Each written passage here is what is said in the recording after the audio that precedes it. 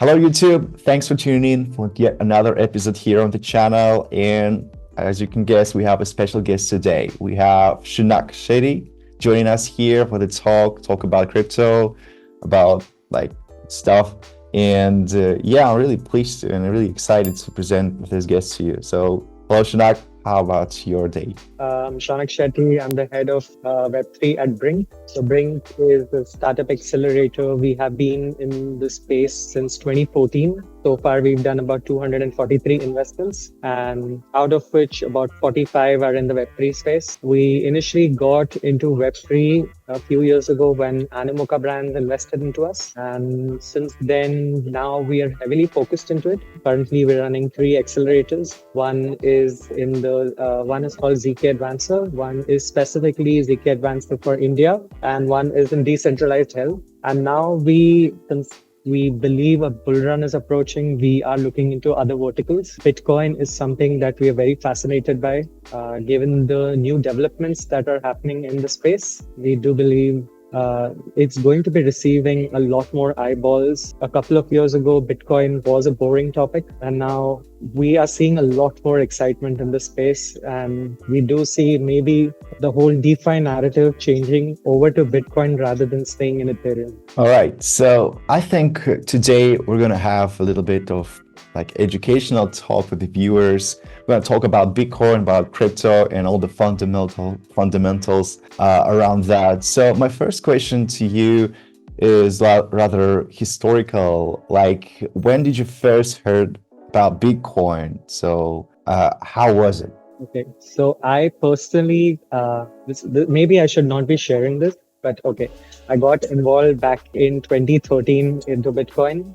I was a teenager, came across this forum called Bitcoin Talk, and it basically had this whole idea of creating a new currency that is decentralized, that the governments don't have any control over.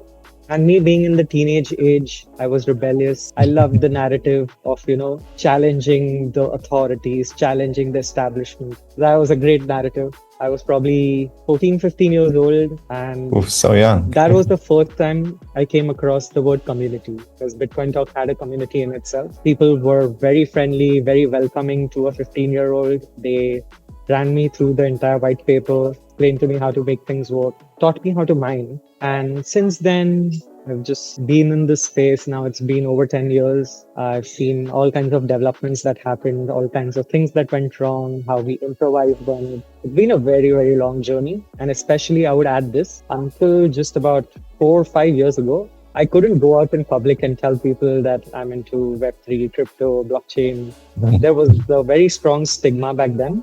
Mm-hmm. And now, after years and years of working in my dungeon, the general populace, the public has started accepting us. Yeah, finally. It's been a great journey so far. Oh, that's amazing, actually. So yeah, we see like crypto and Bitcoin adoption happening like directly behind us, directly in front of our eyes. So yeah, that's really great that we are like, I don't know, freed in comparison with the past years, like maybe 5 or 10 years ago. Anyways, can you explain like how does Bitcoin work? So what about Bitcoin transactions and the main use cases of BTC? So I think I would like to delve a little deeper into the history of Bitcoin before that. So Bitcoin was pretty much born out of the 2008 housing market crash. There was a strong sentiment that maybe the banks, the governments, the current financial institutions that are meant to safeguard us were not actually capable of safeguarding us, because their interests were not aligned with the general public's interests. So Bitcoin was born out of that, where the narrative, the major problem that we saw was that money was very easy to mint. It can be created very easily. That was problem number one. So Bitcoin was created where Bitcoin is actual hard money, where you can also go to the extent and call it the hardest money possible, because it's not that somebody can just print it. A lot of energy, effort, computation goes behind being able to mint even a single Bitcoin. So that stops anyone from being able to inflate the market by just printing and getting out of their problems. Now, the second problem that we saw was that it was being controlled by one single entity, which was I'm talking about the current financial markets. How our monetary system was controlled by some centralized authority. Could be the central banks, could be certain banks. I'm not going to name the banks, but you know which banks I'm talking about. Yeah, So sure. here, what happens is you might even question what maybe Bitcoin is not a safe method of storing value because the creator could, mess around with it. But that's not how it is. It is the entire code is open source. We can go through it. We can figure out if there are any persons who have a backdoor entry. There is none. Not just that, it is on this technology called the public distributed network. That's the blockchain, where every single Bitcoin is like a puzzle piece. There is always going to be an X number of Bitcoins in the market. It's never going to go past that. Probably reduce, but not go past. Every single Bitcoin that is created is going to form a picture in the ledger, where this is piece number one, this is piece number two, piece number three.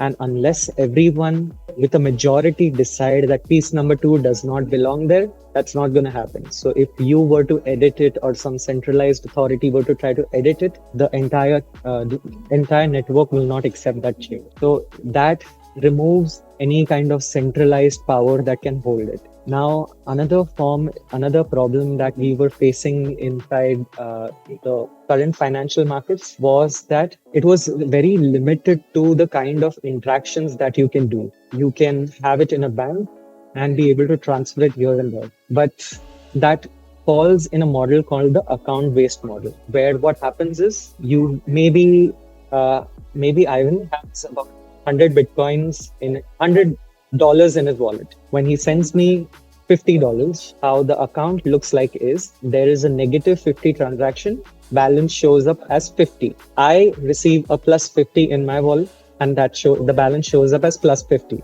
Now, Bitcoin does not operate in that manner. To be able to make it extra secure, it runs in this model known as the UTXO model, where what it does is if I have one Bitcoin and I want to transfer 0.5 to Ivan, it's not that I give him 0.5. It's as if I have a single coin of one Bitcoin. I send it to the network. The network completely destroys it, burns it, creates two coins, one of 0.5, another of 0.5, sends you the 0.5 that is meant to go to you, sends me back the 0.5. So now I have a token like currency.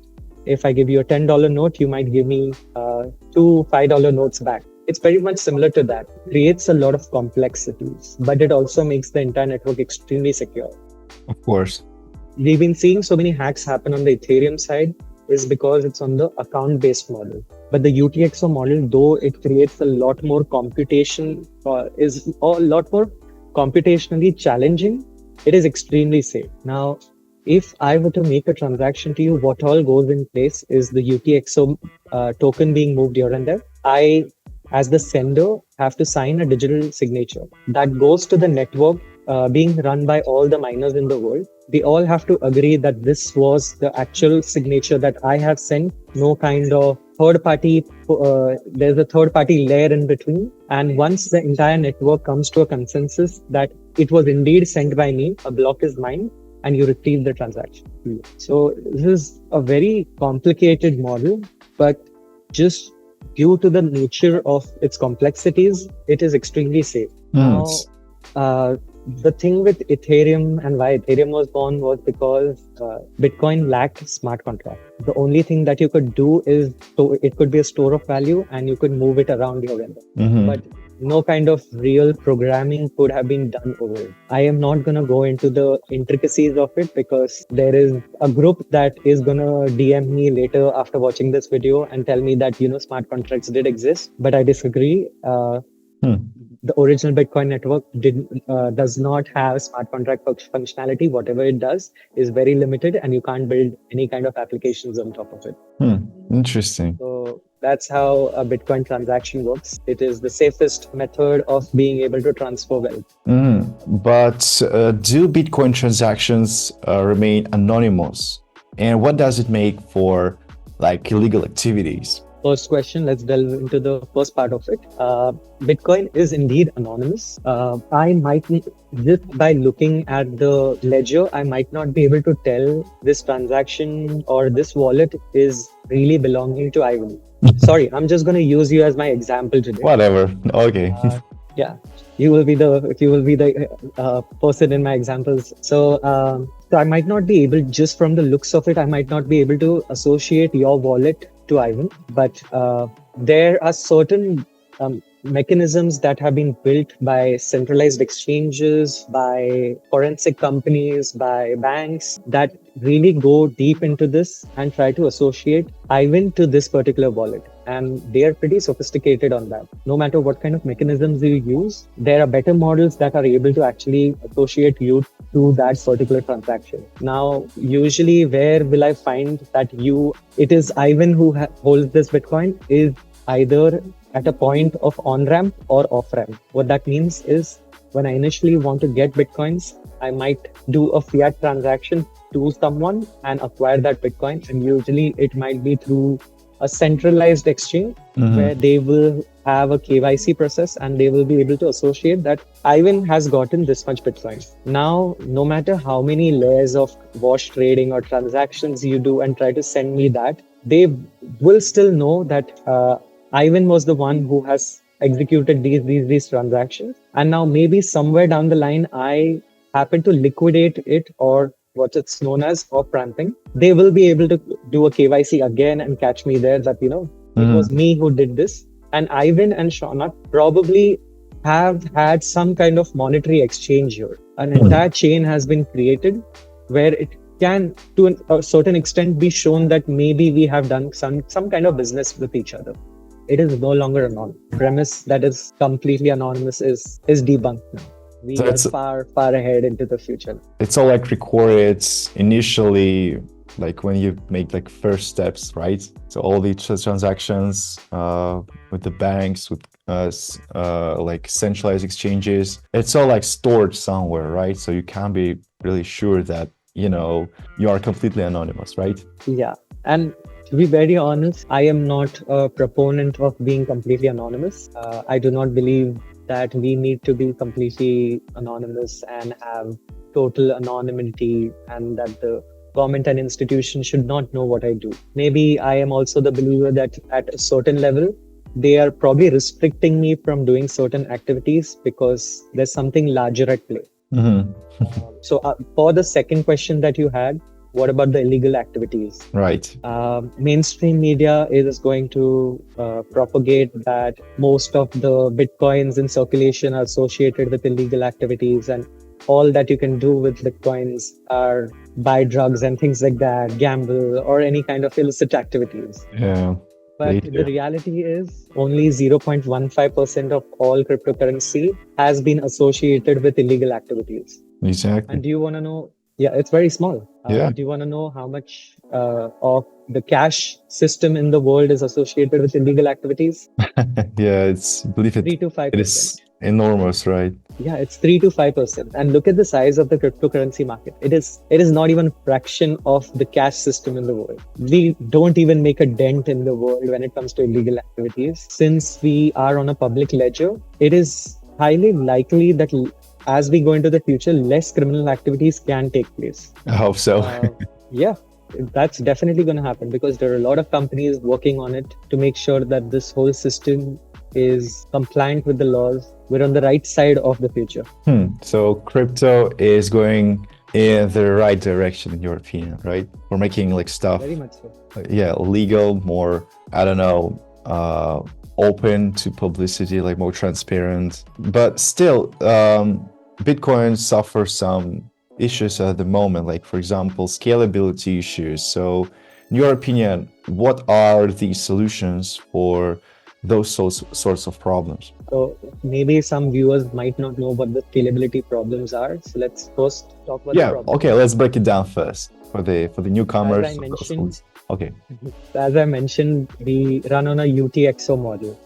So basically what happens is if you and I do a transaction, when it goes to the network, it's going to be numbered as block number 1. Now, Right. if Sam and Smith are doing a transaction, it's going to be numbered as block number 2. So unless block number 1 is mined on the entire network, block number 2 cannot proceed. So it's going to be numbered in a way that when each block is mined, only then will the next one proceed further. So this creates a bottleneck situation where at certain times there might be a lot of congestion on the network, and maybe you might have like 10,000 transactions just stuck right there because a Yeah. few transactions above it are of much higher size and would not be able to get processed. So that is the problem when it comes to scalability. Now, another real reason of the scalability is the way Bitcoin was built. There is a very limited amount of block size that was given to Bitcoin. Bitcoin can, at a time,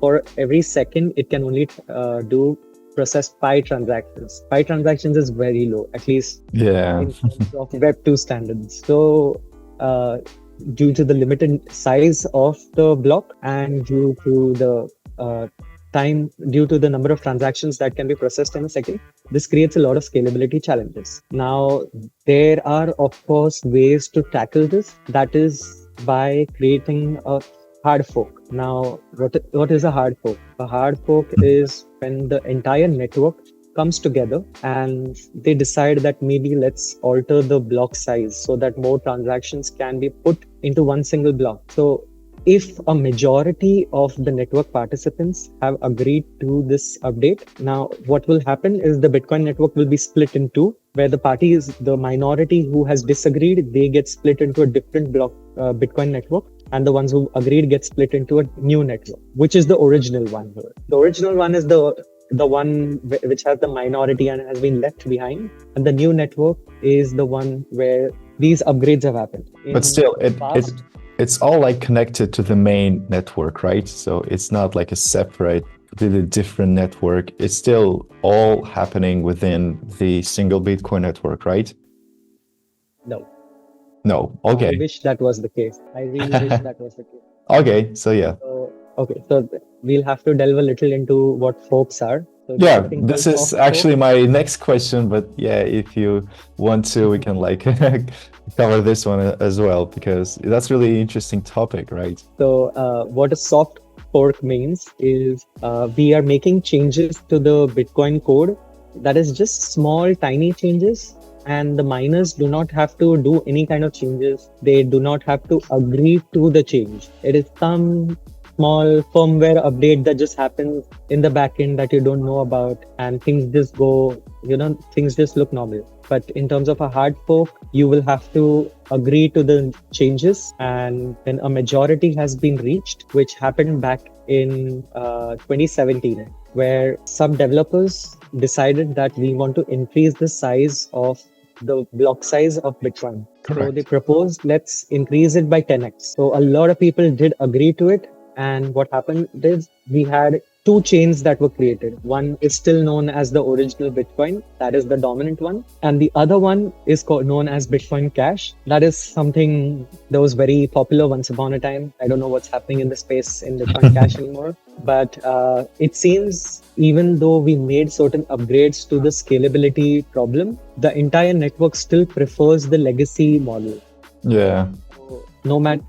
So maybe the case is that even if we do make upgrades, people will still use the original model for a store of value rather than the newer ones that are going to come in. So could it, like the original like legacy chain, evolve somehow in the future, or will it remain like intact? Oh no, it's going to continue to evolve. So a few years ago, we had a very large change in the Bitcoin network. It was known as the Lightning Network. What that did is created an infrastructure layer on top of Bitcoin that was able to process a lot more transactions inside a single block. And that was the biggest upgrade that we saw.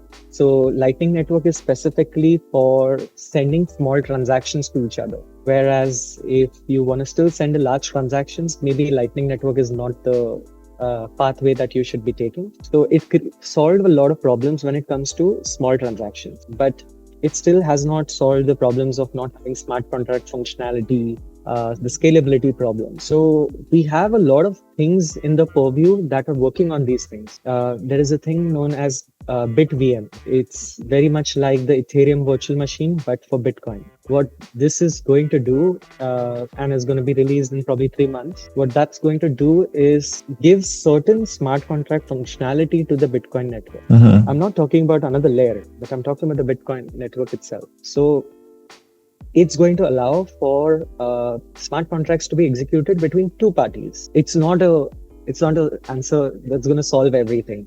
It's not Yeah. like the Ethereum network that can do very complex transaction between several parties. Here we have reached a stage where we can still do it between two parties. Even if you can do it between two parties, now you've just allowed the market to be able to build so many more applications because now two parties can interact with each other. Now that is one thing. I also mentioned that we have a block system by which you go number based, where block number 1, block number 2, block number 3 are Yeah. all processed in a line. So there are a lot of developers working on this new concept known as parallel EVM. And I'm pretty sure it's going to come to Bitcoin too.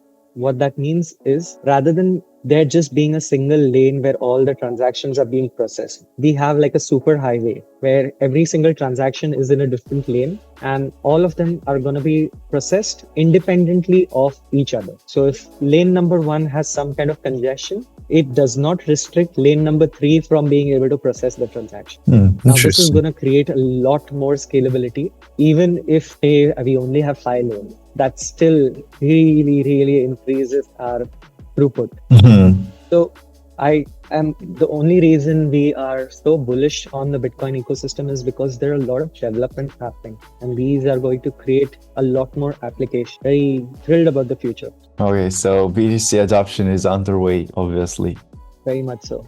All right, so we were talking about BTC adoption, the mainstream, and in your opinion, what are challenges facing Bitcoin's adoption as a mainstream currency? Okay, so in terms of mainstream adoption, the major problem I see is in terms of user onboarding. The current user experience that we have with predominantly Bitcoin wallet is that it's extremely difficult to use.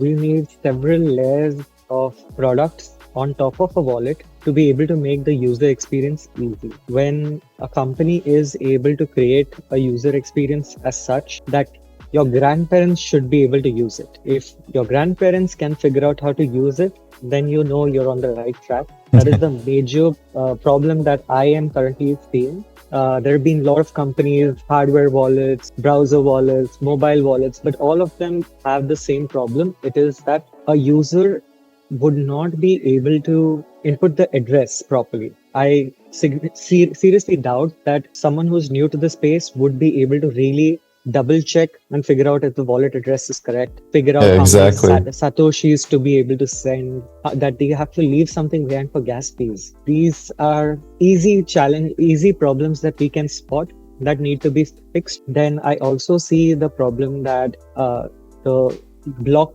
time required for a transaction, it needs to be really fast. Now, Lightning Network, Stacks, these guys are working on making these transactions faster, but I do see a big space there for other companies to come and supplement it to be able to build better infrastructure so that we can have quick transaction. I want it to reach a stage where it is exactly how we do transactions on a day-to-day lives, where I go to a grocery store, I buy eggs and bread, I just have to tap my phone or tap my card. It should be as simple as that. And the payment is done and I get a receipt right there. I don't have to wait for 20 minutes of block confirmation time. My transaction doesn't get stuck in the mempool or it gets delayed because another block is not mined yet. Those problems need to be solved. In terms of the mainstream media saying that, Bitcoin adoption is really far away, I disagree there. I think we will see mainstream adoption because of the ETF. Now, because of the ETF, a lot of the older generation who did not approve of Bitcoin are suddenly getting on board. Even TradeFi, current financial markets, they are also starting to adopt it. And because we've had the ETF approval, I foresee that a lot more money is going to get flown into Bitcoin Firstly, it's going to be mutual funds, pension funds, retirement funds. These are the places that have the real money of the world. Interesting. Uh, Right. Germany was the first country to allow mutual funds to invest 5% of their capital into Bitcoin. And now I do see that a lot more countries are going to follow suit. So once that starts happening and once the financial markets start adopting us, then the general populace is going to follow them, and we'll start seeing a lot more payment infrastructure everywhere in our day-to-day lives that we can use Bitcoin to pay for. We've already seen companies like Stripe, PayPal start getting into the crypto space. More and more of these payment aggregators will join in. And I do see that we're not that far away anymore. We've spent close to 15 years now in down in the muds, down the battlefield. I think we're really close. There is Yeah. the light at the end of this tunnel. We are still in the very, very beginning of like crypto era. And yeah, and actually, don't you think that BTC volatility is also preventing this mainstream adoption of the currency? Uh, I don't think the volatility is the main criteria because of which BTC is not making it to the main stage of adoption. It is the volatility of the other coins, the other shit coins. Those are the ones that's where majority of the people are losing money. Bitcoin is still, compared to all the other markets, other coins, Bitcoin is still very stable. The volatility is not that high. Maybe once a while we have a black swan event where it wipes out 30%, but that's very, very rare. Yeah. I can probably count it on my hands how many times that has happened in the history. So that's not something that I think is holding us back. And because it's an asset, and like any other asset, it's going to be speculative in nature. There will always be speculators and gamblers who are going to try to just make a quick buck of it, use the volatility to make a quick buck, and they might not succeed. Or the governments and regulators, they know this, that there are speculators out there. The speculators are usually on the side of the system where they can actually afford to lose money. The ones who have the technical know-how to be able to do trades on maybe our exchanges, on DEX, they are already in a position where they can probably make their losses back. Speaking of which, we've touched upon the topic of government regulations. So, in your opinion, what impact do you think that those regulations could have on the Bitcoin ecosystem? I think we have been through a lot of phases of the government regulations now. And I think the market has become more resilient. The government regulations are not making much of an impact to the overall Web3 space. Why I say that is because since I'm only going to refer to Bitcoin. Okay. In several years, we've seen iterations of China ban. Every 6 months, we had a new narrative of a new China ban, and the markets would crash. And at one point, people just did not care. It's okay if China bans it. It's fine. We don't care at this point. Same happened with every other country you can imagine. But now the governments have reached a stage where they have realized that they cannot completely stop this new form of monetary system.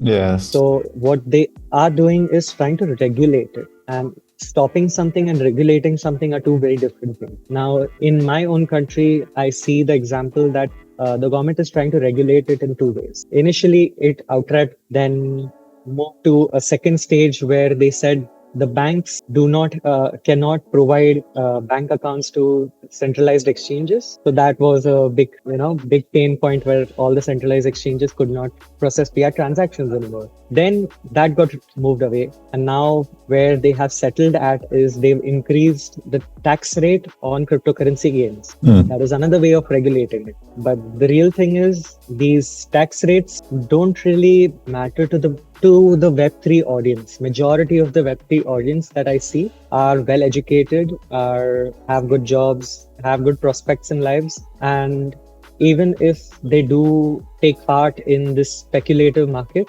and it doesn't turn out well for them, they have the ability to make it back. Where this tax rate and these kind of hindering blocks that I would say really help is in protecting the weakest sectors of the population. When I say weakest, I'm meaning in the monetary sense. The ones who are really poor and they think they can change their lives in the speculative market. It is protecting them from the current system that we have. And since we, as you mentioned, we are very new, we are still early in the stage. Unlike the traditional markets, we haven't had centuries to build safeguards around it.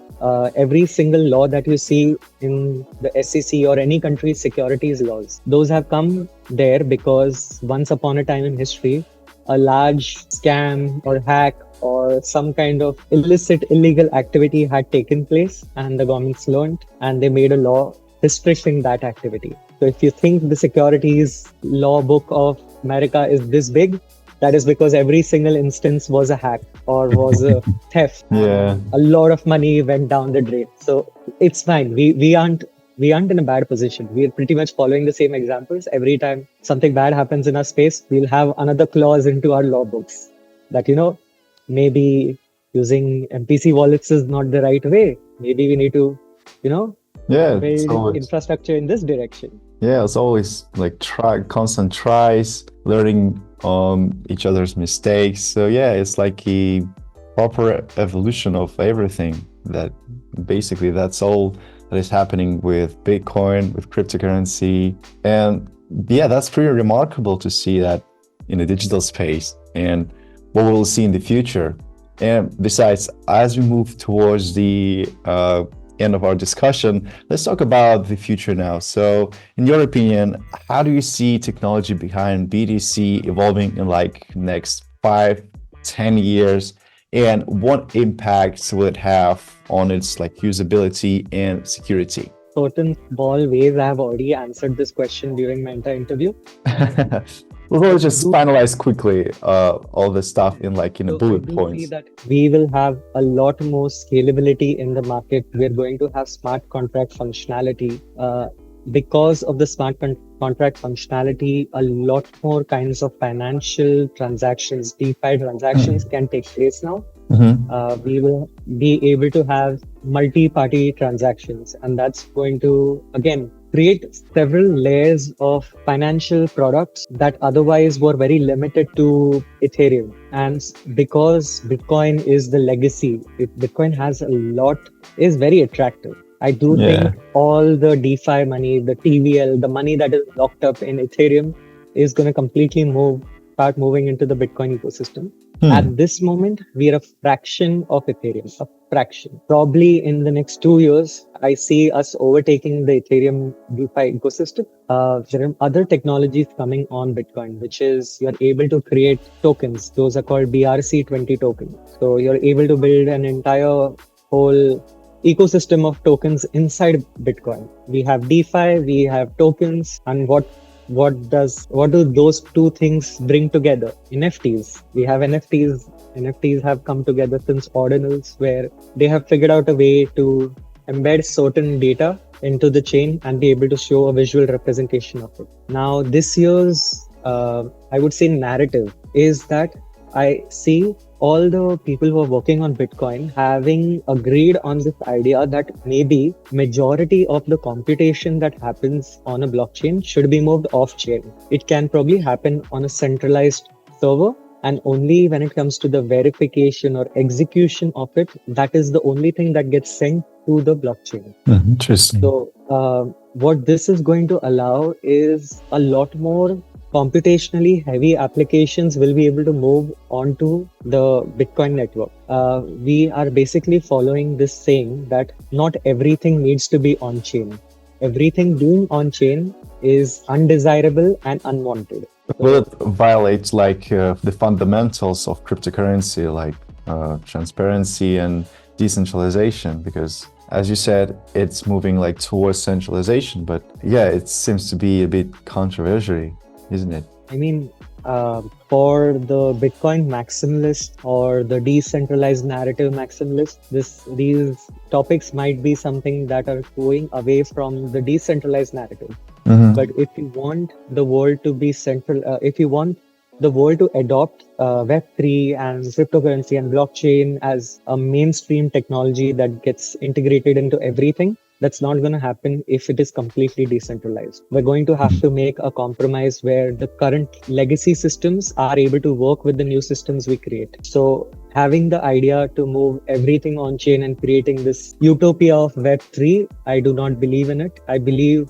at least for the next 10 years, we'll see a transition of Web 2.5, where we specifically build applications for current softwares, current systems, and just put only the data or execution or verification that really is required on chain. Leave the rest off chain. So That's an interesting point. what other developments are happening? I can genuinely go on, because as you go deeper into the Bitcoin ecosystem, every sector, every category that we have seen on CoinMarketCap is starting to evolve inside the Bitcoin ecosystem. And people are just brainstorming and figure out new kinds of dApps and applications that you can build inside this. Again, the narrative remains: move most of it off chain, only move certain aspects on chain. And as long as you do that, I don't see why we can't have what do you call it? DEXs, AMMs, all these kind of applications on Bitcoin ecosystem. So don't you think that this evolution will wipe out like Ethereum smart contracts and all those layer 2 and 3 stuff, and only BTC network will remain, especially with its popularity? I do not think so. So every layer or every protocol that we see is created for a purpose. Right.